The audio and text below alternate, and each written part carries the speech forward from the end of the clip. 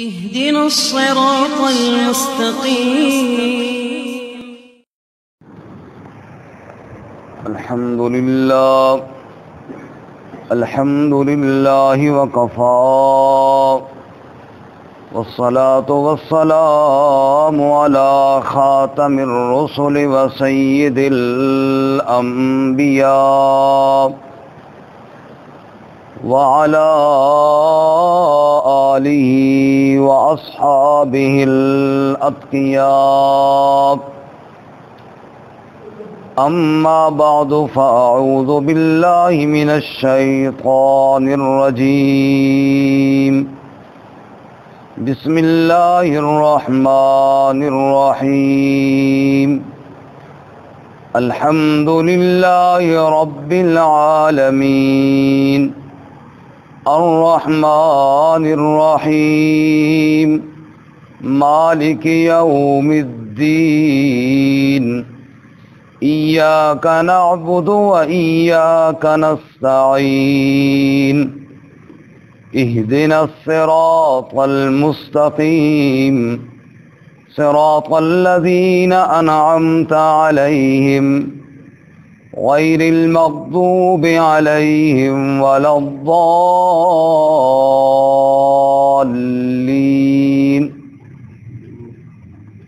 سبحان ربك رب العزة عما يصفون وسلام على المرسلين والحمد لله رب العالمين. اللهم صل على محمد وعلى آل محمد كما صليت على إبراهيم وعلى آل إبراهيم إنك حميد مجيد. اللهم بارك على محمد وعلى آل محمد كما باركت على إبراهيم وعلى آل إبراهيم إنك حميد مجيد. معزز سامعین، دوستوں اور بزرگوں اور بھائیوں، الحمدللہ دوسری دفعہ قرآن کریم کا ترجمہ اور مختصر تفسیر مکمل ہوئی. اللہ رب العزت اس کو اپنی بارگاہ میں قبول فرمائے. آمین. اور ہم سب سننے سنانے والوں کو اس پر عمل کرنے کی توفیق عطا فرمائے. آمین. سننا سنانا قبول فرما کر اللہ ہم سب کی نجات کا ذریعہ بنائے. آمین. قرآن کریم کے جو آداب ہیں ان میں ایک ادب یہ بھی ہے کہ قرآن کریم کا پڑھنے والا جب آخر پر پہنچے تو پھر فوراً شروع پر آ جائے. جو ہی والناس کی سین پر پہنچے تو فوراً پھر ابتدا کی طرف آئے. یہ ہم نماز تراویح میں دیکھتے ہیں نا کہ جس دن قرآن کریم کی تکمیل ہو رہی ہوتی ہے تو حافظ صاحب قاری صاحب اسی دن ساتھ سورۃ الفاتحہ کے بعد سورۃ البقرہ کی ابتدائی آیتیں بھی پڑھ دیتے ہیں. یہ ادب ہے کتاب الہی کا کہ یا اللہ ہم نے اس کو چھوڑا نہیں، ہم اس کو دوبارہ شروع کر رہے ہیں. چونکہ فتنوں سے نکلنے کے لیے جس روشنی کی ضرورت ہے وہ اللہ کی کتاب ہے. کتاب الہی اللہ رب العزت کی کتاب. ارشاد باری تعالی ہے انا نحن نزلنا الذکر وانا لہ لحافظون. ہم ہی اس کو نازل کرنے والے ہیں اور ہم ہی اس کی حفاظت کرنے والے ہیں. چونکہ آج کا یہ ابتدائی درس ہے اس سلسلے میں چند ابتدائی باتیں. سب سے پہلی بات رسول اللہ صلی اللہ علیہ وسلم کی ایک دعا ہے، اور ایک دوسری دعا جو کتاب کو شروع کرنے سے پہلے پڑھی جاتی ہے۔ سب سے پہلے وہ شروع والی دعا میں پڑھاتا ہوں، ہم سارے ساتھی مل کر پڑھ لیں اور پھر اس کا ترجمہ بھی عرض کر دوں گا۔ دعا یہ ہے، میں پڑھاتا ہوں، آپ میرے ساتھ پڑھیں۔ رب یسر ولا تعسر وتمم بالخیر وبک نستعین یا فتاح۔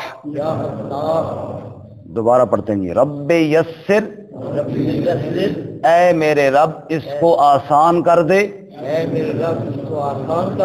ولا تعسر، اور مشکل نہ فرما، وتمم بالخیر، اور خیریت کے ساتھ مکمل فرما، وبک نستعین، اور تجھ ہی سے ہم مدد مانگتے ہیں، یا فتاح، اے فتح عطا کرنے والے۔ یہ وہ دعا ہے جو ہمارے اساتذہ ہر کتاب کے شروع کرنے سے پہلے پڑھاتے ہیں کہ ایک تو یہ نیت ہونی چاہیے کہ اللہ اس کو مکمل فرمائے، اور ایک اللہ تعالیٰ سے آسانی کی توفیق مانگنی چاہیے، یا اللہ اس کو ہمارے لیے آسان فرما، اس کو ہمارے لیے مشکل نہ فرما، اس کا پڑھنا، اس کا سیکھنا اے اللہ ہمارے لیے آسان فرما۔ ایک دوسری دعا جو اللہ کے رسول صلی اللہ علیہ وسلم نے مانگی، قرآن مجید بے شک بند کر دیں کیونکہ سورۃ الفاتحہ انشاءاللہ اگلے سبق میں شروع کریں گے۔ رسول اللہ صلی اللہ علیہ وسلم کی ایک اور دعا جو اللہ کے نبی صلی اللہ علیہ وسلم نے عرفات کے میدان میں مانگی، اور عرفات کے میدان میں حج کے لیے اللہ ہم سب کو پھر بار بار جمع فرمائے۔ یہ وہ مبارک دن ہوتا ہے کہ حج کا رکن اعظم اس دن ادا ہوتا ہے، الحج عرفہ، حج عرفے کا نام ہے۔ تو اس دن وہ ایک کیفیت ہوتی ہے دعائیں مانگنے والی، مجھ جیسے گناہگار اور خطا کار بھی اس دن اپنے آپ کو اللہ کے سامنے یوں پیش کر رہے ہوتے ہیں بڑی عاجزانہ طریقے سے۔ جب ہم جیسے خطا کار، ہم جیسے گناہگار اور سیاکار بھی بڑی توجہ کے ساتھ دعا مانگ رہے ہوتے ہیں، ایک منٹ کے لیے ذرا آنکھیں بند کر کے سوچیں کہ رحمت کائنات صلی اللہ علیہ وسلم کی توجہ کا کیا عالم ہوگا۔ جی آپ صلی اللہ علیہ وسلم کا ویسے ہی ایک اللہ کے ساتھ جو ایک توجہ اور دھیان ہے، اور پھر عرفات کے میدان میں حج کے موقع پر اللہ کے نبی صلی اللہ علیہ وسلم کی کتنی خاص توجہ اللہ تعالیٰ کے ساتھ ہوگی، اور اللہ کی رحمت کس قدر متوجہ ہوگی۔ عرفات کے میدان میں ایسے مبارک موقع پر اللہ کے نبی صلی اللہ علیہ وسلم نے جو دعا مانگی ہے وہ آپ کو سنانے لگا ہوں، اور پھر اس دعا کے اندر آپ دیکھیں کہ آپ کا انداز کیسا ہے، اللہ کے نبی کا مانگنے کا انداز کیا ہے، اور آپ نے کتنے واسطوں کے ساتھ، کتنی التجاؤں کے ساتھ جو اللہ سے دعا مانگی، تو پھر کون سی دعا مانگی، اور پھر اس دعا کی اہمیت کا آپ کو اندازہ ہوگا۔ اللہ کے نبی عرفات کے میدان میں کہتے ہیں، اللہم انی عبدک، اے اللہ میں تیرا بندہ ہوں، وابن عبدک، اے اللہ میرا باپ بھی تیرا بندہ، تیرے بندے کا ہی میں بیٹا ہوں۔ اب ان الفاظ میں عاجزی دیکھنا، اے اللہ میں تیرا بندہ ہوں، میرا باپ بھی تیرا بندہ ہے، وابن امتک، اے اللہ میری ماں جو ہے نا وہ بھی تیری بندی ہے، ناصیتی بیدک، اے اللہ جو میری قسمت ہے نا وہ تیرے ہاتھ میں ہے، ماضٍ فی حکمک عدل فی قضاؤک، اے اللہ میری قسمت میں جو تو نے فیصلہ کیا میں تو تیرے ہر فیصلے پر راضی ہوں، یا اللہ تو نے انصاف کا فیصلہ کیا ہے۔ اسألک بکل اسم هو لک سمیت بہ نفسک او انزلتہ فی کتابک، اے اللہ میں تجھ سے ایک چیز مانگنے لگا ہوں، اور تجھے تیرے سارے ناموں کا واسطہ دے کر وہ چیز تجھ سے مانگنے لگا ہوں، یا اللہ تجھے تیرے ان ناموں کا واسطہ جو تو نے اپنے نام رکھے ہیں، تجھے تیرے ان ناموں کا بھی واسطہ انزلتہ فی کتابک، جن کو تو نے اپنی کتاب میں نازل کیا ہے، او علمتہ احدا من خلقک، اے اللہ تجھے تیرے ان ناموں کا بھی واسطہ جو اپنی مخلوق میں سے کسی کو تو نے سکھائے ہیں، اوستأثرت به فی مکنون الغیب عندک، یا اللہ تجھے تیرے ان ناموں کا بھی واسطہ جو تو نے کسی کو نہیں سکھائے، اپنے پاس چھپا کر رکھے ہیں، محفوظ رکھے ہیں، یا اللہ ان سارے ناموں کا واسطہ۔ اب اندازہ کرنا، عرفات کا میدان ہے اور آپ کی دعا مانگنے کا انداز بھی دیکھنا، کتنی عاجزی، کتنی انکساری، اتنی بڑی عاجزی، اتنی بڑی انکساری پیش کرنے کے بعد آگے دعا کون سی مانگی؟ ان تجعل القرآن ربیع قلبی و نور صدری، اے اللہ قرآن کو میرے دل کی بہار بنا دے، سبحان اللہ، قرآن کو میرے دل کی بہار بنا دے، وہ نور صدری اور میرے سینے کا نور بنا دے۔ اور آگے فرماتے وجلا حزنی وذہاب ہمی و غمی، اور میرے غم اور میرے دکھ اور میری پریشانیاں یا اللہ ان سب کا مداوا بنا دے، تو اپنے قرآن کو بنا دے۔ سبحان اللہ، اس سے آپ اندازہ کیجئے کہ اللہ کے نبی صلی اللہ علیہ وسلم کو کتاب الہی کے ساتھ کتنا شغف تھا، اللہ کی کتاب کے ساتھ کتنا شغف تھا۔ آج ہم بھی یہی دعا کرتے ہیں، یا اللہ ہم تو سب تیرے عاجز اور تیرے گناہگار اور تیرے خطا کار اور تیرے سیاکار بندے ہیں، یا اللہ ہم اپنے دامن میں اور تو نیکیاں کوئی نہیں رکھتے، یہ ضرور ہے کہ تیری کتاب کے ساتھ محبت کرتے ہیں۔ یا اللہ ہم نے ایک دفعہ اس کو پڑھا، پھر دوسری دفعہ ہم نے اس کو پڑھا، یا اللہ آج تیسری دفعہ پڑھ رہے ہیں، اور یا اللہ تیرے سامنے ہی ہم دل سے التجا کرتے ہیں، ہماری خطائیں اپنی جگہ پہ، یا اللہ ہمیں اپنے کلام کے ساتھ جڑا رہنے کی توفیق عطا فرما۔ اے رب العالمین اپنے کلام کو ہمارے دلوں کی بہار بنا دے۔ ویسے عموماً میں جو ہر درس کے بعد جو دعا مانگتا ہوں، آپ نے کبھی سنے بھی ہوگے، میں یہ الفاظ ضرور کہتا ہوں، اللہم اجعل القرآن ربیع قلوبنا ونور صدورنا، اے اللہ قرآن کو ہمارے دلوں کی بہار بنا دے اور ہمارے سینے کا نور بنا دے۔ تو سب کہو آمین۔ آمین، اللہ ہمیں کتاب اللہ کے ساتھ جڑنے کی توفیق عطا فرمائے، اللہ ہمیں قرآن پاک کو سیکھ کر سمجھ کر اس پر عمل کرنے کی توفیق عطا فرمائے۔ ہمارے استاد یہ کہا کرتے تھے کہ روزی اللہ نے ہر ایک کو دینی ہے، رزاق کون ہے؟ اللہ تعالیٰ۔ اس نے اسباب مختلف بنائے ہیں، لوگوں میں سے کسی کے سامنے اس نے اینٹ گارا رکھا ہے، وہ اس پر محنت کر رہا ہے، اللہ روزی دے رہا ہے۔ کسی کے سامنے لکڑی رکھی ہے، اس پر محنت کرتا ہے، وہ روزی اللہ تعالیٰ دے رہا ہے۔ اور کسی کے سامنے دفتر کی فائلیں ہیں، روزی اللہ تعالیٰ دے رہا ہے۔ فرماتے ہیں وہ کتنا خوش نصیب ہے جو صبح اٹھتا ہے، اللہ اس کے سامنے اپنا کلام رکھتا ہے۔ سبحان اللہ، اس لیے جو صبح درس قرآن بیٹھتے تھے، قرآن کھول کر بیٹھتے ہیں اور اس قرآن سامنے رکھ کے بیٹھتے ہیں اور قرآن کریم کی زیارت کر رہے ہوتے ہیں، یہ کوئی معمولی اللہ تعالیٰ کا انعام نہیں، یہ اللہ کا بہت بڑا انعام ہے کہ صبح سویرے اللہ اپنا کلام کھول کر، آخر ہم خطا کار بڑے، سیاکار بڑے، لیکن اللہ تعالیٰ نے ہمیں اتنا تو اپنا مقبول بندہ سمجھا ہے نا کہ صبح اللہ اپنے گھر میں بٹھا کے اپنا کلام ہمارے سامنے رکھتے ہیں۔ کہو الحمدللہ، الحمدللہ، یہ اللہ تعالیٰ کی بہت بڑی نعمت ہے، اور اس پہ ہم جتنا شکر ادا کریں ہم کم ہے، ہم نہیں ادا کر سکتے۔ اس کے ساتھ ساتھ رسول اللہ صلی اللہ علیہ وسلم کا وہ ارشاد گرامی، خیرکم من تعلم القرآن وعلمہ، کل صبح مولانا آپ کو سنا رہے تھے، خیرکم من تعلم القرآن وعلمہ، آپ نے ارشاد فرمایا تم میں سب سے بہتر بندہ وہ ہے جو قرآن کو سیکھے اور قرآن کو سکھائے۔ تو قرآن کو سیکھنے اور سکھانے والا بزبان رسول صلی اللہ علیہ وسلم سب سے اعلیٰ و افضل ہے۔ اللہ میں قرآن سیکھنے اور سکھانے والوں میں شامل فرمائے۔ جزاک اللہ خیر۔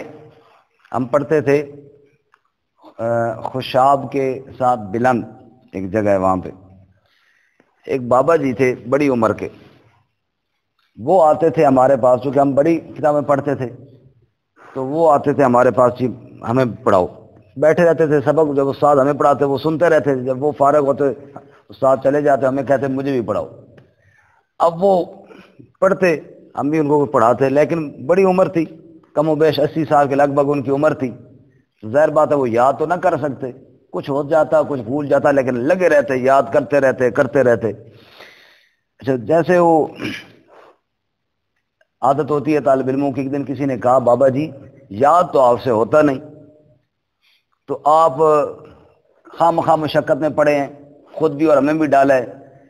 ان بابا جی کا جو جواب تھا نا، انہوں نے کہا شاید میں یاد نہ کر سکوں، لیکن میں یہ چاہتا ہوں کہ وہ جو اللہ کے نبی نے فرمایا نا، بہتر ہوا جو قرآن سیکھے اور سکھائے، بس میں چاہتا ہوں جب میں رب کے سامنے جاؤں تو کم از کم قرآن سیکھتے سیکھتے جاؤں، قرآن سیکھتے سیکھتے جاؤں۔ اور اللہ تعالیٰ کی قدرت عجیب ہے، یعنی یہ تو ہماری آنکھوں کے سامنے کا واقعہ ہے کہ وہ بابا جی آئے فجر میں، فجر کے بعد سبق شروع ہوئے، سبق سنے، اور جب ہماری 10-11 بجے چھٹی ہوئی انہوں نے کہا جی مجھے بھی پڑھاؤ، وہ اپنا سبق پڑھا اور چلے گئے، اور عصر سے پہلے وفات پا گئے۔ وہ جو بات انہوں نے کہی تھی میں سیکھتے سیکھتے جانا چاہتا ہوں اللہ کے سامنے، اللہ تعالیٰ نے یہ بات ان کی پوری کر دی۔ اس لیے ہم بھی یہ نیت کریں، جانا تو سب نے ہے، پتہ نہیں کس کی باری پہلے ہے کس کی باری بعد میں ہے، انشاءاللہ درس قرآن نہیں چھوڑیں گے، قرآن سیکھتے سیکھتے جائیں گے اللہ کے سامنے انشاءاللہ۔ اور ایک بات اور، حضرت امام ابو حنیفہ رحمۃ اللہ علیہ کے پاس ایک دفعہ ایک بندہ آیا، اس نے کہا جی میں نے خواب ایک عجیب دیکھا کہ ایک بھونڈی صورت والا شخص ہے، گندی شکل ہے اس کی، اور مٹی اٹھا کے سر پہ ڈالتا ہے، تو اس کی تعبیر کیا ہوگی؟ تعبیر و رویا ایک بڑا علم ہے۔ انہوں نے فرمایا یہ بتاؤ کہ ان دنوں کے اندر تو نے کوئی ایسا کام، اچھا کام، نیکی کا کام جو پہلے نہ کرتا ہو کیا ہے؟ اس نے کہا جی بس میں نے نا وہ قرآن مجید سیکھنا شروع کیا ہے۔ فرمایا کہ بس سمجھ میں آ گئی کہ جب تو نے قرآن سیکھنا شروع کیا ہے نا، تو وہ جو شیطان ہے یہ وہ چیخ رہا ہے، کیونکہ جو بندہ اللہ کی کتاب کو سیکھنا شروع کر دیتا ہے، شیطان چیختا ہے، چلاتا ہے کہ اب یہ میرے جال میں بہت کم پھنسے گا، میرے جال میں بہت کم پھنسے گا، اس لیے وہ چیخ رہا تھا۔ اور ساتھ فرمایا اگلی بات جو انہوں نے فرمائی، فرمان لگے یہ دھیان کر کہ جس طرح تو نے اس کی چیخیں نکالی ہیں نا قرآن کھول کر، وہ پلٹ کے تجھ سے بدلہ بھی پورا پورا لینے کی کوشش کرے گا، اور اس کی پوری کوشش ہوگی کہ تجھے اس کتاب سے دور کر دے۔ دھیان کرنا کہیں پھر اس کے حملے کا شکار نہ ہو جائے۔ اس لیے جیسے ہم نے قرآن مجید کھولے اور نیت کی کہ انشاءاللہ پھر پورا قرآن مجید پڑھنا اور سیکھنا ہے، اس میں شیطان کئی طریقوں سے رکاوٹیں ڈالنے کی کوشش کرے گا، کبھی کیا اور کبھی جناب ہٹانے کی کوشش کرے گا۔ اس لیے اللہ تعالیٰ سے توفیق بھی مانگنی ہے اور اپنی نیت بھی کرنی ہے، اور کہیں کوئی ایسا معاملہ آ جائے تو فوراً سمجھنا ہے کہ وہ شیطان کا حملہ ہے جو یہ چاہتا ہے کہ یہ کتاب اللہ کا بیان کیا ہو جائے، ختم ہو جائے اور رک جائے، اور انشاءاللہ ہم نے اس حملے کو ناکام بنانا ہے انشاءاللہ۔ قرآن کریم کا لفظی معنی جو قرآن ہے نا، کتاب قرآن، اس قرآن کا کیا معنی ہے؟ چونکہ آج ابتدائی سبق ہے، قرآن کے دو مشہور معنی مفسرین نے کیے ہیں۔ نمبر ایک، قرآن نکلا ہے قرات سے، قرأ یقرأ، قرات کا معنی ہوتا ہے پڑھنا۔ قرآن اس کتاب کو کہتے ہیں جو بار بار پڑھی جائے، اور اس وقت دنیا میں سب سے زیادہ پڑھی جانے والی کتاب کون سی ہے؟ قرآن پاک۔ تو قرآن کا نام ہی اللہ نے وہ تجویز فرمایا، انہ لقرآن کریم، یہ قرآن ہے، یہ بار بار پڑھی جانے والی کتاب ہے، قرآن کریم پڑھی جانے والی کتاب۔ دوسرا معنی قرآن کا یہ ہو گیا، قرآن نکلا ہے قرن سے، قرن کہتے ہیں جوڑ کو، ملنے کو۔ قرآن کا معنی وہ کتاب جس کے مضامین آپس میں ملے ہوئے ہوں، بے تکی بے ترتیبی ادھر سے ادھر کی باتیں نہیں ہیں، بلکہ قرآن کی ہر سورت کا دوسری سورت کے ساتھ ایک ربط اور جوڑ ہے، ہر آیت کا پچھلی آیت کے ساتھ ایک ربط اور جوڑ ہے۔ تو قرآن کریم کے دو معنی ہوں گے، پہلا معنی وہ کتاب جو بار بار پڑھی جائے، دوسرا معنی وہ کتاب جس کے مضامین آپس کے اندر ملے ہوئی ہوں۔ بے ترتیبی بے تکی باتیں قرآن کریم میں نہیں ہیں۔ ایک قرآن کریم میں ہم جو پڑھیں گے انشاءاللہ تو بار بار یہ آتا ہے جی سورت، یہ سورت فاتحہ ہے جی، یہ سورت البقرہ ہے جی، یہ سورت مزمل ہے، یہ سورت مدثر ہے، یہ سورہ یاسین ہے، فلاں فلاں سورت۔ سورت کس کو کہتے ہیں؟ یعنی سورت کا کیا معنی، سورت کس کو کہا جاتا ہے؟ تو فرماتے ہیں سورت بمعنی صحیفہ، صحیفہ کہتے ہیں چند مضامین کے اوپر مشتمل ایک چھوٹے سے کتابچے کو، اس کو کہتے ہیں صحیفہ، اور اس کو کہا جاتا ہے سورت۔ सूरत अनज़लनाहा व फरज़नाहा, खुद कुरान में भी सूरत कहा गया है। सूरत नूर के बिल्कुल शुरू में 18वें पारे में सूरत अनज़लनाहा, फरमाया इस सहीफे को हमने नाजिल किया। ये जो अहकामात अब नाजिल कर रहे हैं ना, इसको हमने नाजिल किया। तो सूरत का माना क्या होगा? एक सहीफा, छोटा किताबचा जो कुछ मज़ामीन पर मुश्तमिल हो। सिपारा भी हमारा इस्तेमाल होता है, सिपारा, पहला सिपारा, दूसरा सिपारा, तीसरा सिपारा। सिपारा जो है ये पारा फारसी का लफ्ज़ है, असल में ये अरबी का नहीं है। और पारा कहते हैं कि हिस्से को, टुकड़े को। कुरान करीम के चूंकि 30 हिस्से मुकर्रर कर दिए गए हैं, इसलिए उसको सिपारा कहते हैं। यानी 30 पारे, यानी 30 हिस्से कुरान करीम के। पहला पारा यानी पहला हिस्सा, फिर दूसरा पारा दूसरा हिस्सा, तीसरा पारा तीसरा हिस्सा। तो पारा का मतलब क्या हो गया? हिस्सा कुरान करीम का। कुरान करीम के जो नाम हैं वो भी कुरान करीम के अंदर काफ़ी सारे हैं, जिनमें से एक दो हम आज पढ़ेंगे, एक दो नामों पे कल बात करेंगे। कुरान करीम के नामों में से कुरान करीम का मशहूर नाम तो कुरान हो गया, एक दूसरा नाम फुरकान है। तबारकल्लज़ी नज़्ज़लल फुरकान अला अब्दिही लियकून लिल आलमीन नज़ीरा। अल्लाह फरमाते हमने फुरकान नाजिल किया। फुरकान का माना होता है फ़र्क करने वाली किताब, हक और बातिल के दरमियान, सच और झूठ के दरमियान, जुल्म और इंसाफ के दरमियान अगर फ़र्क करने वाली किताब है तो वो कुरान मुकद्दस है। वो क्या है? कुरान मुकद्दस है। एक और नाम कुरान का पढ़ के फिर मैं बात को ख़त्म करता हूँ। कुरान करीम का एक और नाम है, उसका नाम है मीज़ान, अल मीज़ान। अल्लाहुल्लज़ी अनज़लल किताब बिल हक़्क़ि वल मीज़ान। मीज़ान का माना होता है तराजू। जैसे तराजू के ऊपर चीज़ तोली जाती है। मेरे हाथ में एक शापर है, पता नहीं है वो आधा किलो उसमें चीज़ है या उसमें 3 पाव है। जब मैं तराजू के ऊपर रखूंगा तो वो बात सामने आ जाएगी। मेरा एक अकीदा है, पता नहीं वो ठीक है या गलत है, जब मैं कुरान वाले तराजू पर पेश करूंगा तो बात समझ में आ जाएगी। कुरान क्या है? मीज़ान है, तराजू है। अपने आमाल को, अपने अकायद को तोलिए अल्लाह की किताब पर और इस पे आकर परखिए और जांचिए कि मेरा अकीदा, मेरा अमल ये दुरुस्त है या नहीं है। तो ये है कुरान करीम के मैंने एक दो नाम अर्ज़ कर दिए। कुरान करीम जितनी शान वाला है, ऐसे उसके नाम भी बड़े मकाम वाले हैं। अल्लाह हमें अमल की तौफीक अता फरमाए। व आखिर दावाना अनिल हम्दुलिल्लाहि रब्बिल आलमीन।